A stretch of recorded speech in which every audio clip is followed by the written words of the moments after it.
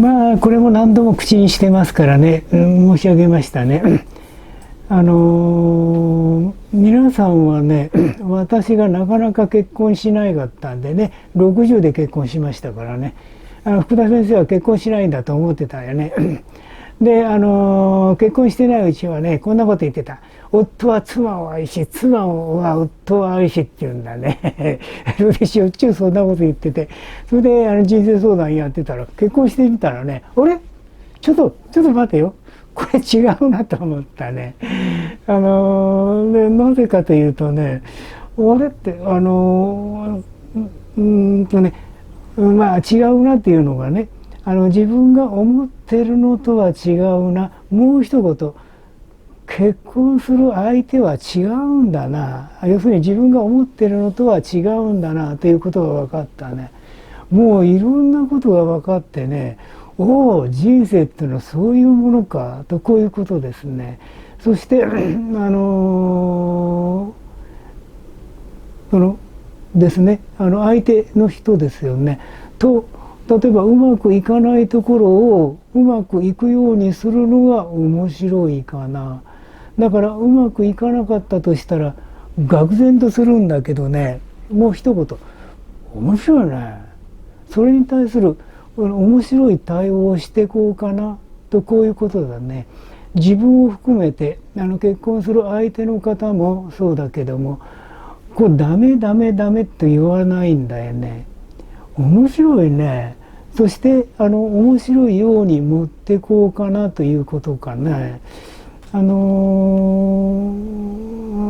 な具合に行きましょうかね。例えば私は治療する人間なんでね、私は結婚する相手は結婚したら免許を取ってね、治療の免許を取って一緒に仕事をするんだと思い込んでましたね。ところがそうじゃないっていうのが分かったら、この時も別にこの話ね、うちの家内にしてないと思うけど、面白いね、私は受け止めたんですよね。そして家内が行きたい方向に持ってっていただいたと、こういうことですね。家内は家内の自分の人生を生きていくわけだから、それを全面的にサポートする。これが夫の仕事かな。全面的にサポートするということになるな。だから面白いねということかな。でこの話最終的の言葉で言うと、人生はお役に立つために生まれてきてるんです。でお役に立つというのはもう素晴らしい方がいてね、そのお役に立つなんてちょっとできないんでね、素晴らしくない方がいて初めて、困ってる方がいて初めて、うまくやれない人がいて初めて面白いねお役に立てるんですよね。そんな感じかな。一生はですからそんな感じでね、例えば結婚だけじゃなくてお仕事をするというのもそうですよね。これも面白いのでちらりと言うけれども、私兄弟と一緒に仕事をしたことがある。それでびっくりした。兄弟だからお互いにうん十年一緒に過ごしてたんでね、もう別れきってると思ってた。でもね、仕事してみたらね、お金に対する考え方、人を使うということにする考え方、事業を発展するということに考え方、仕事そのものにもね、全然違うんだね。これがっかりしたけれどもね、当然今の話と同じように、そこで私は一生懸命働いたんでね、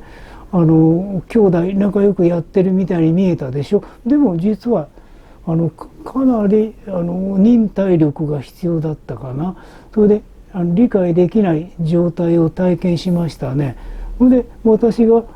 その仕事を一緒にやる仕事を辞めてね、まあ治療師になったわけですけども、江戸川慶師やりたいから治療師になって一緒に仕事しなくなったら全く同じ私の兄弟だよ。もう可愛らしいっていうかね、もう本当に愛してる兄弟が一緒に仕事してる時は違うなと思ったけれども、別れてみたら元の兄弟だよ。私兄弟8人のトップだから、私のことお兄ちゃんお兄ちゃんって呼ぶね。だから一緒にそのお兄ちゃんと呼んでるそのね、まあ名前言わないでおくけど、仕事してる時には例えば私のことを、例えばですよ、専務とかね、課長とかっていう呼び方をしてましたけどね、仕事しなくなったらお兄ちゃんお兄ちゃん全く同じ可愛いね弟になりましたね。はい。